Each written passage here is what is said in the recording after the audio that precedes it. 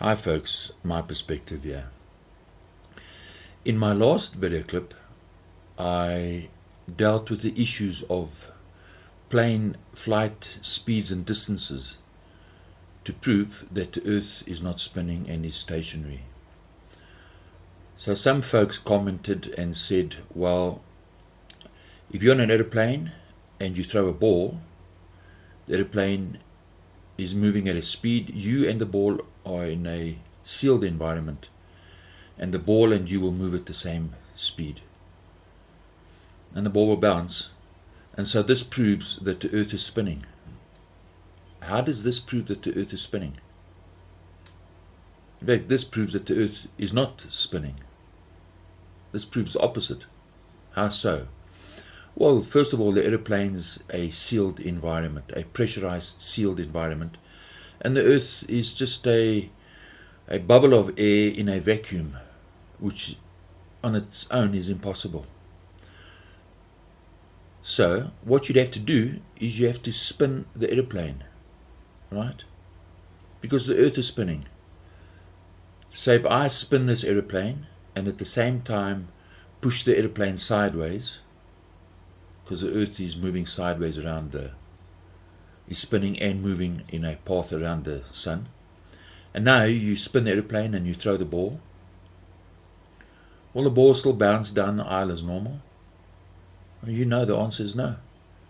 In fact, everything not strapped in and anybody not wearing a seatbelt is going to go flying all over the show.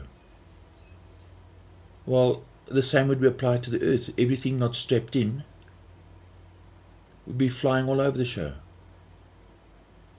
And if you say gravity is the strap, well, you can't be strapped in and walking around freely. You can't have both. Look, it's simple.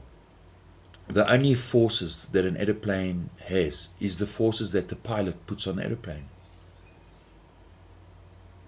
So a plane flying from west to east or flying from north to the equator will experience different forces.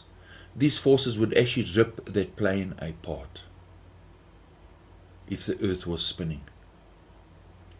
Now look at a simple thing.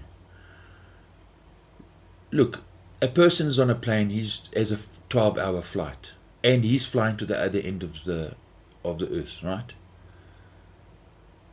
So if he takes off, 12 hours later, he flies to the other end, he ends up back where he started. If he's flying from west to east. And a person flying from north to the equator, well, he ends up on the opposite side in the dark at night time. Now look, did you see and did you understand? Look at the time. That means a person flying a 12-hour flight would experience a 6-hour day and a 6-hour night in that 12-hour flight. And a person says, well, I was in an airplane for 16 hours or 18 hours. What's going to happen?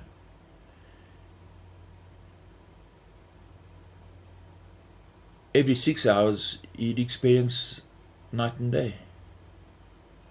He has to, because the Earth's spinning. And he doesn't. So the point is that in the education system, they turn you into a monkey. And if you believe this first bit, then you'll believe anything. In fact, the opposite is true. We're being dumbed down. So they turn you into a monkey and feed you bananas until the day you die. In fact, it becomes your lifelong goal to chase bananas. And you measure yourself on the amount of bananas that you can collect. Bananas that they print, and they give you two and you give one back because it's taxes. And it's a monkey game. That's all it is. The point is the education system prepares you for the monkey game that comes after that. Nothing you can do about it. If you just pay attention, you'll see that it's a hypocritical system. They'll tell you that for a human to create a non-flickering light bulb requires one set of standards, but the sun, which is the most amazing light you'll ever see, somehow is just random explosions. It's nonsense. So a wise person would look and think and reason.